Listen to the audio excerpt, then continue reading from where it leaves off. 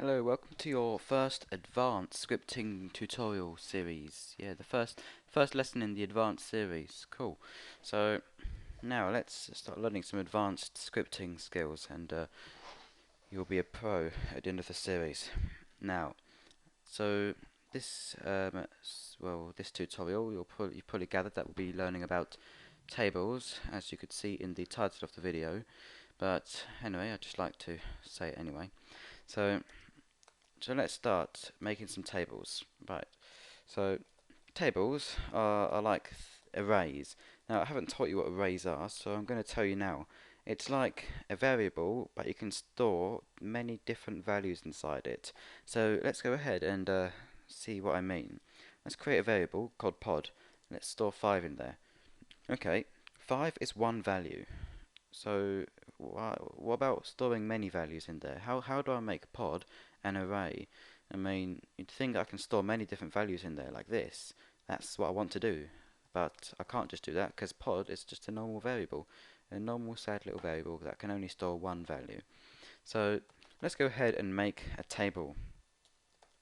Let's call it my table.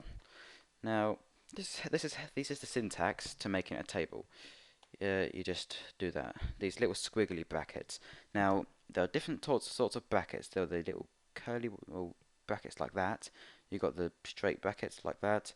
What else you got? You got then these ones, the curly braces, the squiggly brackets, and you got these ones that you use in HTML, but we're not learning HTML. So now you know all the different types of brackets. We're going to be using these ones, the curly braces. They should be next to the letter P. You can see the straight brackets. If you press Shift above the brackets, you should get the little curly ones. Okay, so that's how you get the curly braces, curly brackets. Now let's start inserting values into there. So you just do it normally like you would in a variable. Just stick a value inside there. Okay, so you're probably thinking, okay, why do I need to put these curly braces if I'm just going to store an ordinary value? Why don't I just do it like this and it'd be the same? So no, it's not the same. I mean, let's go ahead and try to print my table, and let's see what happens once I put the 5 in the curly braces. So let's press play. Table 120EAFD8. What? What? Right, that's not what we wanted. We want to print the number 5, but instead it's just given us a long code. Like, we don't know what the heck that is. So let's go ahead and try to let's go ahead and add more values to the table first. So you do that by adding commas, okay? I can just add as many values as I want. This is very useful actually. These tables very useful in programming or scripting. You will definitely need to know how to do tables, okay? If you want to make some really good games. Now I'll show you examples of how to use them in actual games, but for the meantime we're just going to be learning how to print with tables. Now this is a table or an array, but we call it table, and it can store so many values. As you can see here, we've stored 1, 2, 3, 4, 5, 6 values inside this one table. Okay, so it's like a variable that can store many different values. So yeah, you now know how to do it. So what about printing them? I mean, we now know we can't just go ahead and print my table like that. You can't do that. It will just give you some weird random code. I think that's actually the memory location of the table. Anyway, so we now know we can't do that. So how do we access each individual value inside this table? How do we pull out each individual value and print it? So the answer is so simple. Just put the brackets like that on it, the straight little brackets. Okay, so these are these brackets that we're using. I'm going to zoom in just to show you these ones, the straight ones. So as you can see, these ones are the curly braces and these ones are the straight ones, and when printing we use the normal brackets. Okay, so this is how we access different values inside the table, by putting the little straight brackets and then the index of the value that you want. So in this case, my table 1 would be this value here. My table 2 would be this value here. My table 6 would be the end value here. Okay? So you now know how to access each individual value. from this table. So, okay, so you can take in each individual value from the table now. We can insert some text as well. We can and then we can call maybe value 7 and it would print piece pod. Okay, so my table 1 would print 5, table 2 would print 2, table 7 would print piece pod. Okay, so you now know how that works. Let's go ahead and just print number 7. Okay, so this is item number 7 from the table and it's just printed piece pod. Okay, so we know how to make tables, we know how to print from tables. And so what's the use of tables? Why are tables useful? So I will teach you that just later on. Hold on. First I want to teach you how to use different table functions like table.insert. Okay. So these are table functions. You've got 3 different table functions I'm going to teach you today. Table.insert, table.remove, and table.sort. Oh wait, make that 4. Table.concat. Okay, so 4 different functions I want to teach you today using table. Okay, so right, let's go ahead and get started. Table.insert. Now that's pretty obvious, and what that does, it inserts a value into the table from the script. So instead of manually inserting values yourself, okay, you'd be inserting values through the script, so automatically. So let's have one value inside the table. So let's go ahead and say table.insert. First we need to give the name of the table that you want to insert a value into. So in this case the table is called my table. So we are going to be inserting a value into my table. And then the next parameter or argument is the value that you want to insert.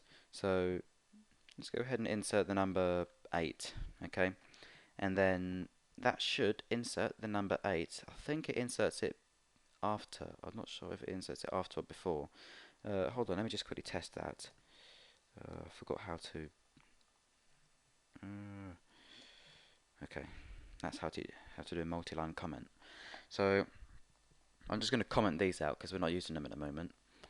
Let's go ahead and try and print my table 1 and print my table 2.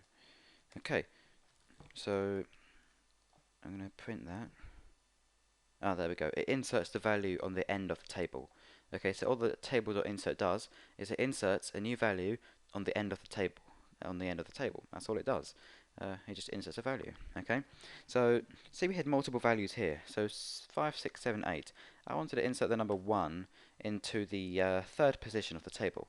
I'm not sure if this works with Lua because I mean, with me, I work with multiple scripting programming languages. I don't use Lua that often, but I think if you put a 3rd parameter or 3rd argument, it should insert the number 1 into the 3rd place in the table. So if I try and go ahead and print number 3, what this table.insert should do, it should insert the number 1 into my table, but to the 3rd index of the table. So it should insert it in between number 6 and 7. I'm going to go ahead and try that. Okay, so no, it hasn't done that. I'm going to try and print. I think what it does is it inserts it after number 3. So let's try and get number 4. No, let's try and get number 2. Okay, so I may be wrong with this. Okay, no. So I was wrong. I don't think you can insert it. You're probably gonna have to search that up yourself if you can. I don't know. So that's what it does. Table.insert. So let's talk about table.remove now. So you now know how table.insert works. It inserts a new value into the table. Easy. Let's go ahead and take table.remove. Let's go ahead and see what that does. I wonder what table.remove does. I'm not actually sure. I don't know. Let's see what it does. Table.remove. It's just obvious. It removes a value from the table. Okay. So we first give the argument on what the table name is. In this case, it's my table. And the second argument is the index of what you want to remove. So in this case, we'd be removing the second value, which is 6. Okay, so let me go ahead and print my table number 2. there, and then we're going to remove the second value, and we'll print number 2 again. So what this should do is, it should print 6, then we're going to remove 6, okay, we've removed 6, 6 is gone, and then we're going to print number 2 again, and it should print the number 7, because 7 is the second one this time. Okay, so let's put the number 6 back there, and let's see what it does. So you can see, it prints 6, then it prints 7, because we've removed the number 6. We've removed the number 6 here, and now we're going to print a new value. Okay, so we're going to be printing that one there for number 2, because we've removed 6 in this line here. Right, so that's another obvious one. So table.insert, table.remove. Another obvious one, so obvious, I don't even need to really teach you that, it's so obvious. So table.sort. Now, what does this do? I don't know. Let's have a look. Let's go ahead and test it first. Let's insert a few values into my table. Just some random values. Right, good. So here we've got an unorganized table. We've got the number 9, then number 2, number 1, number 9 again, number 5, and we want it to count from 1 to 9. We don't want it to be all unorganized like it is at the moment. We want to organize this table. Let's start counting from number 1 like we should be, and then let's count up to number 2, then number 3, then number 5, then 8. Okay, so what I could do is I could organize it myself by putting the number 1 here, number 2 there, but I'm too lazy, so we're going to let a function do that for us. So let's go ahead and do table.sort my table, and what it should do is it should sort all the values in my table.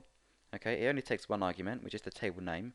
It should sort all the values in here so that it counts up from 1 to 9. Okay, so it's no longer going to have 9 at the beginning, it's going to have 1 at the beginning. So it counts up from the smallest to the biggest, okay? Smallest number here and biggest number here. Now, hold on. Okay, let's go ahead and sort it now. And print my table 1. Okay. So we've sorted it, okay? We know that if we print my table 1, it should print 9. Okay, so if I were to go ahead and print it on line number 4, it should print 9. But because we've sorted the table first, and then we're going to print number 1, it should print the number 1, the value 1, because it's sorted the table now, and number 1 here is going to now move to the beginning of the table. Okay, so let's go ahead and try that, and it's printed number 1 because the table is now sorted. Okay, so let me just change that to number 7 maybe. Now if we print number 1, it should print the number 2, because 2 is now going to be the beginning of the table because we've sorted it into from smallest to biggest. Okay, so that's what sort does. Not that hard, it's very simple. And now what about table.concat? Now it sounds the most dodgiest out of all of them. It just sounds really scary. Table.concat. What does it do if you're going to use it? So let's go ahead and see what it does. We give it the table name, and then we'll give it a parameter. Now I'm not going to tell you what it does yet. I'm just going to go ahead and press play, and we'll see what it does. Oh no, it does nothing. Darn. Right, I think you need to give it another parameter. Right. Oh, I know. I forgot to print table.concat. That's what you meant to do. You meant to print table.concat. Okay, so now let's go ahead and see what it does. Here we go, good. It prints all the values, right? Not sorted, it prints them all, and it leaves a space in between all of them, okay? So say I change this to a comma space.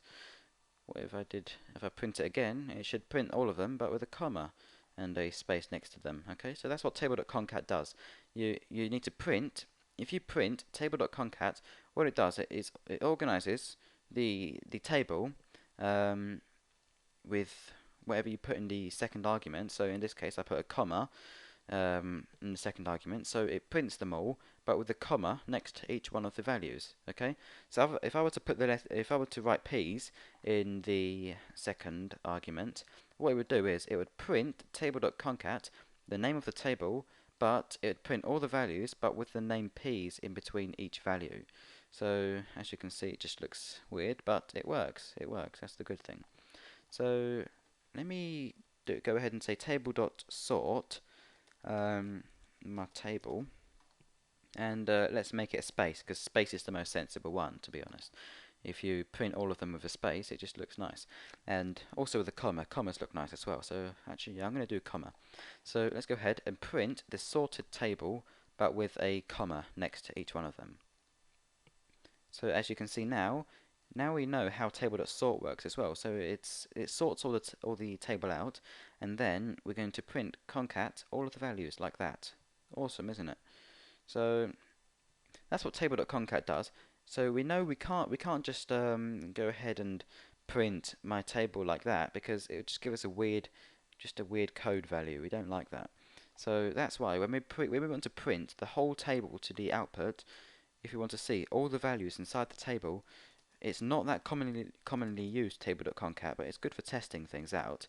You do table.concat, and it's also good for printing maybe some end of round leaderboards or something like that.